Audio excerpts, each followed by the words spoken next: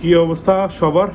আজকে একটা বিষয় নিয়ে কথা বলবো আর কি। এটা আসলে আমার পার্সোনালি আমি এক্সপিরিয়েন্স করলাম আর কি।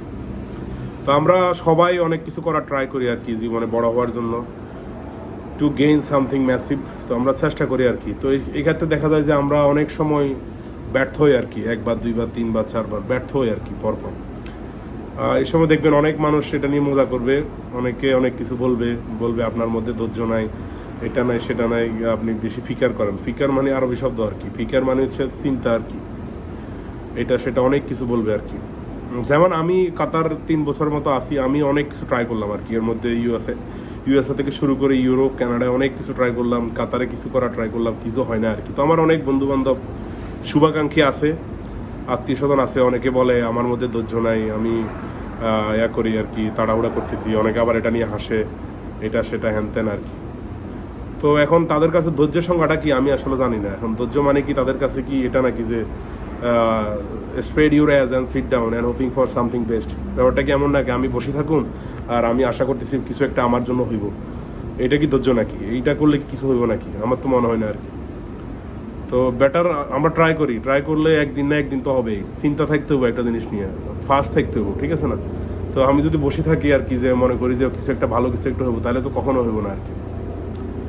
তো অনেকে দেখবেন এরকম বলে আর কি যে ধৈর্য নাই, হ্যান ত্যান, এটা সেটা। তো তাদের কথা আসলে কান না দেওয়া ভালো আর কি। ধৈর্যটা আমি জানি না, what is the definition to patient to them. আসলে তাদের কাছে ধৈর্য সংজ্ঞাটা কি? ধৈর্য মানে কি বসে থাকা নাকি? ধৈর্য মানে তো আমি মনে করি যে আমি যেটা করতেছি এটাই তো ধৈর্য, রিয়েল ধৈর্য আসলে। মানে আস্তে ধীরে ট্রাই করতেছি আর কি। তো একদিন ট্রাই করতে করতে পরেও যদি নসিবে থাকে সেটা হইব, আর না হলে হইব না আর কি।